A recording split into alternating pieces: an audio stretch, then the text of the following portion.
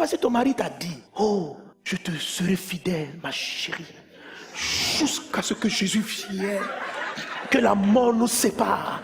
Je t'aimerai, je te prendrai, je te protégerai. Le gars, il parle comme petit, oh, il a promis. Il a promis.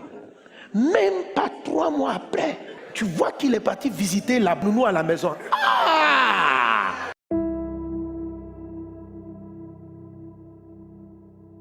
Décide de ne pas te fier à la nature humaine, mais de te fier à Dieu. Pendant que j'étais la fête de Pâques, plusieurs crurent en son nom, voyant les miracles qu'il faisait. C'est-à-dire quand ils ont vu Jésus, ils ont dit non, non, quoi, ce gars-là c'est Jésus. Mais la Bible dit quoi? Mais Jésus ne se fiait point en eux parce qu'il les connaissait tous, parce qu'il savait ce qui était dans le cœur de l'homme.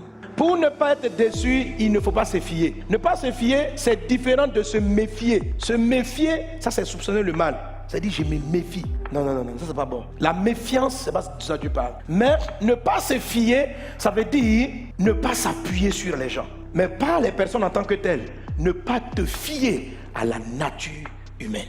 Mais je veux compléter la phrase en disant ne te fie pas à la nature humaine, mais fie-toi. Fie-toi, confie-toi dans le Christ. Alors, qu'est-ce que ça veut dire de manière pratique? La déception est un signe, est un symptôme que dans un domaine de votre vie, le domaine pour lequel vous avez été vexé, blessé, dans ce domaine-là, la déception est un élément que Dieu permet pour que tu comprennes que dans ce secteur en particulier, il n'est pas ton appui. Que tu ne t'appuies pas sur lui. Tu es déçu parce que tu ne t'appuies pas sur Dieu. Donc Dieu permet à ce que des hommes te déçoivent parce que ta force n'est pas sur lui. Dans ce secteur-là en particulier.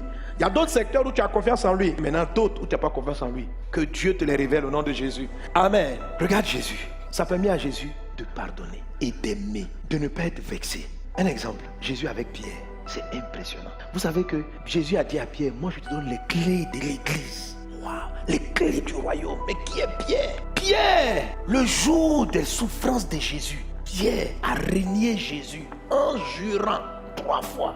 Mon ami, son ami, le gars avec lequel il marchait tout le temps devant une servante. Pierre dit, on dit, est-ce que vous le connaissez? Il dit, moi, jamais, au nom de Dieu. Il a juré, 2e fois, il a juré 3 fois. Il dit, moi, jamais. Le monsieur là, on ne se connaît pas. Non, Dieu met, quand on dit jurer là, ça veut dire, Dieu m'est témoin. Quand on dit jurer là, ça veut dire que si je mens là, que Dieu me juge. Le monsieur là, je ne le connais pas. Toi, Pierre, il a fait ça 1 fois et puis il reste encore dans le quartier. Un 2e personnage vient le voir, il lui renie encore en jurant. Est-ce que tu es obligé de jurer? Bon, parce que tu as peur, je ne le connais pas vraiment. Mais lui, il jure là-dessus. Il dit, Dieu m'est témoin. Quand il me faudrait mourir avec toi, je ne te réunirai pas. Ça c'est Pierre qui a dit ça à Jésus. Hein. Même si on va me tuer, moi Pierre, jamais Jésus, je vais te régner, jamais. Mais il a régné en jurant 3 fois. Quand Jésus sort de la résurrection, Jésus l'appelle et puis il lui donne l'église. Hé frère, Jésus n'était pas déçu.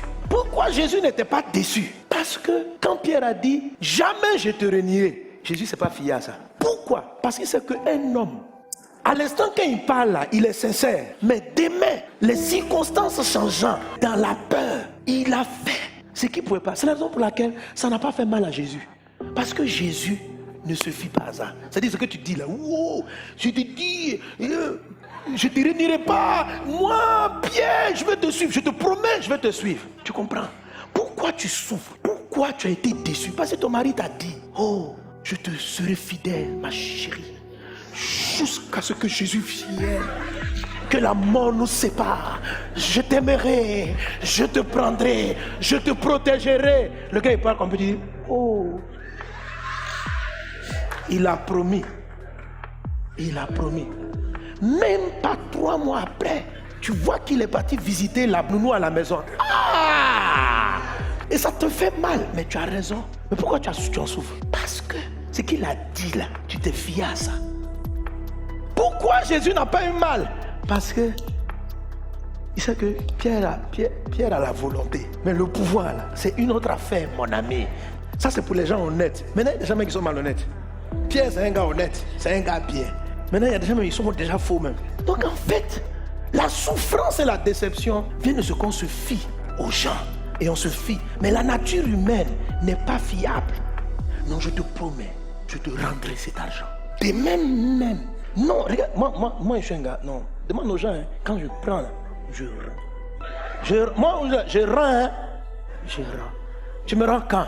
Non, une semaine, jour pour jour, regarde. La semaine arrive, il ne t'appelle même pas. Il ne s'excuse pas. Il ne fait rien. Et un jour, il vient encore. En fait, si tu l'estimais comme un gars sérieux, depuis qu'il a fait ça, tu as été déçu. C'est ce qu'on appelle la racine de l'amertume. Ce gars-là, s'il continue comme ça, tu vas l'expulser. Parce que tu dis que tu lui as pardonné, mais en fait, il a fait quelque chose qui n'est pas bien. Il a promis, il n'a pas honoré. La Bible dit, plusieurs ont cru en lui. Jésus ne se fiait pas. Pourquoi on est déçu? Parce qu'on se fie dans une nature qui est versatile, qui dit mais qui ne peut pas. Mais comment on fait?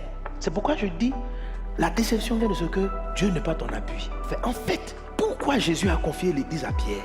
Parce qu'il ne se fiait pas à Pierre, mais il se fiait dans le Christ qui était dans Pierre. C'est pas ce que mon mari dit là, c'est pas ce que ma femme est en train de dire qui me rassure.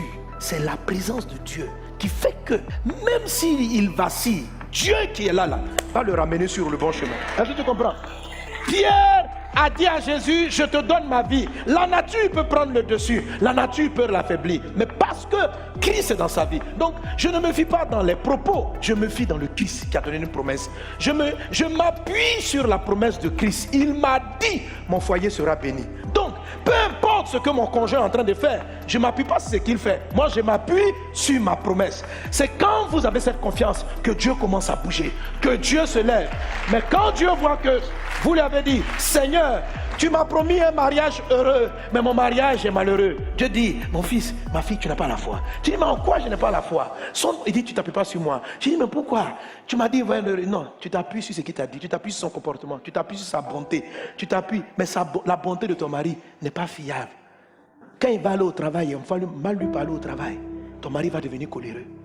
Ce qu'il t'a promis là, ça dépend. Ce sont les circonstances. Si tu t'appuies, si tu bases le bonheur de ton couple sur son comportement, tu seras malheureuse. Tu seras malheureux. Parce que l'homme est changeant. Toi-même tu es changeante. Qu'il a dit, je te conduirai à bon port.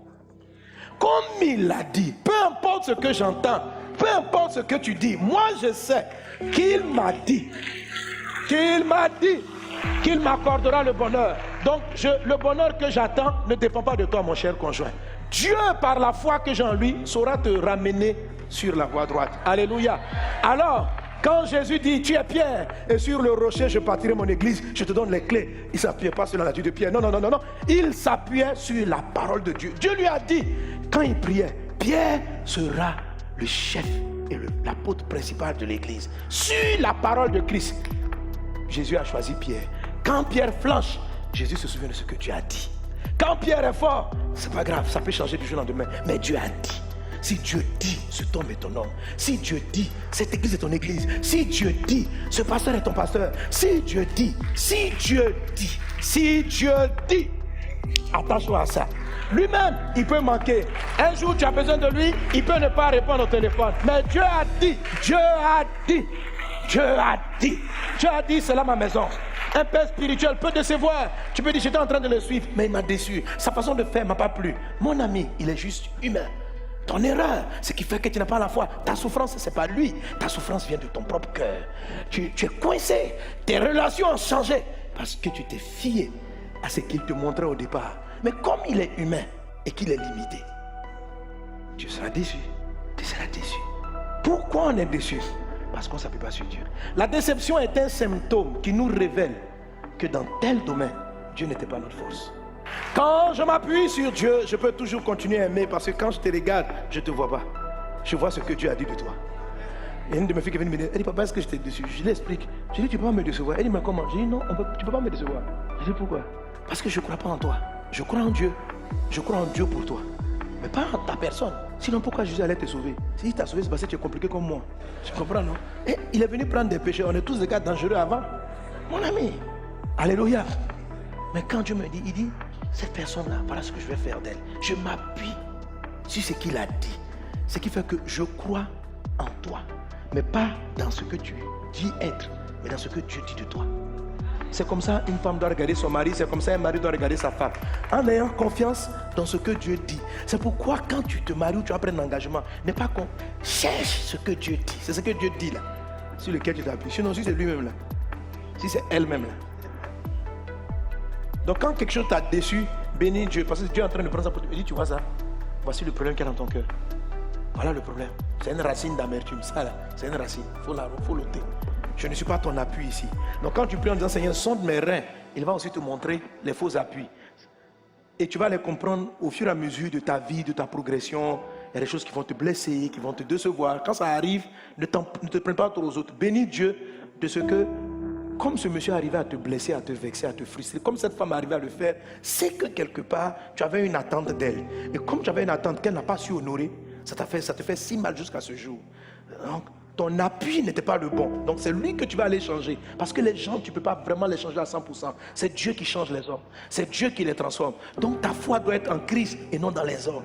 C'est par ta foi en Christ que ce Pierre qui t'a régné va devenir des plus grands pasteurs que le monde ait connu. C'est par la foi dans la parole de Dieu. Et Pierre, qui est Pierre? C'est le gars qui prêche, il y a eu 3000 conversions. C'est lui dont l'ombre guérissait les malades. Il est devenu un homme de Dieu à la dimension extraordinaire.